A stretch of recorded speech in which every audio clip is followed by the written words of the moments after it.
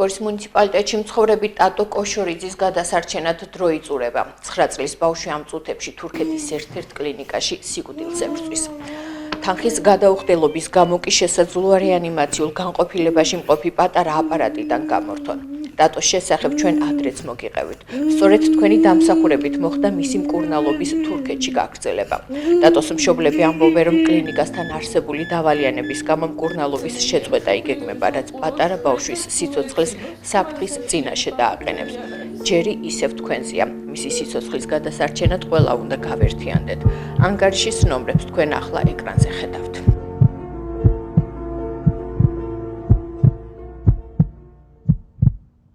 მდგომარეობა ისევ და ისევ დამძიმდა.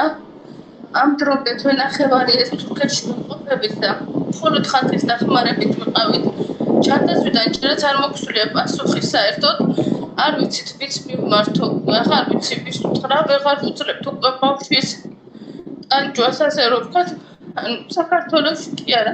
აქაც კი ვერ მკურნალობენ, კლინიკების შეცვლა გვიწერს საკმაოდ 4 კლინიკა შევიცვალეთ, მაგრამ დიაგნოზს ვერ დაუსვეს, მაგრამ მკურნალობის ერთადერთი გზა არის ოპერაცია, მაგრამ ოპერაციამდე არის დიდი გამოკვლევები საჭირო, არის საცრები საჭირო.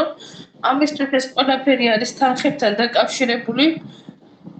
თანხების გამო არ ვიცით ვის მივმართო, გუშინ გვითხრეს დავალიანება არის $14,000, მაგრამ ვერ შეგვაქვს. თანხა რო არ შევიტანო, ბავშვს მკურნალობა შეუწყვეტავენ, ამიტომ ხალხს ხო მივმართავ ისევ ხალხის დახმარებით. მინდა რომ გადამირჩინოთ, ყველას უმერჩილესად გთხოვთ, თუ კი ვინმესთან ხელი მიგიწვდება, ისევ თქვენი დახმარებით შვილი გადამირჩინეთ, ძალიანად გთხოვთ. ვიმყოფებით სტამბოლის ერთ-ერთ კლინიკაში, ბავშვი რეანიმაციულ განყოფილებაში. ბავშვი არის უმძიმეს მდგომარეობაში. მოგვიწვია აქ სტამბოლში 3 კლინიკის შეცვლა ბავშვის სიმძიმიდან გამომდინარე, ანუ ბავშვი დასტაბილურდებოდა, შემდეგ ისევ მძიმდებოდა და ბოლოს მიიღო ერთ-ერთმა კლინიკამ, რომელიც უკეთებს კვლევებს. ეს ბავშვის დიაგნოზი არის იშვიათესი მსოფლიოში, მხოლოდ 100 შემთხვევაა დაფიქსირებული და თვითონ ექიმებსაც უჭირთ გადაწყვეტილება და ზუსტი მკურნალობის მიცემა. ხალხის დახმარებით ჩვენ შევძლებთ, რომ საქართველოდან წამოსულიყავით და თვეზე მეტია ვიმყოფებით თურქეთის სხვადასხვა კლინიკებში და აქამდე შევძლებთ ხალხის დახმარებით, რომ აქამდე მოსულიყავით, მაგრამ ეხლა თანხები აღარ გვაქვს, მკურნალობა რომ გაგრძელდეს და კლინიკასთან გვაქვს უკვე დავალიანება. ჭირდება ისევ ხალხის დახმარება.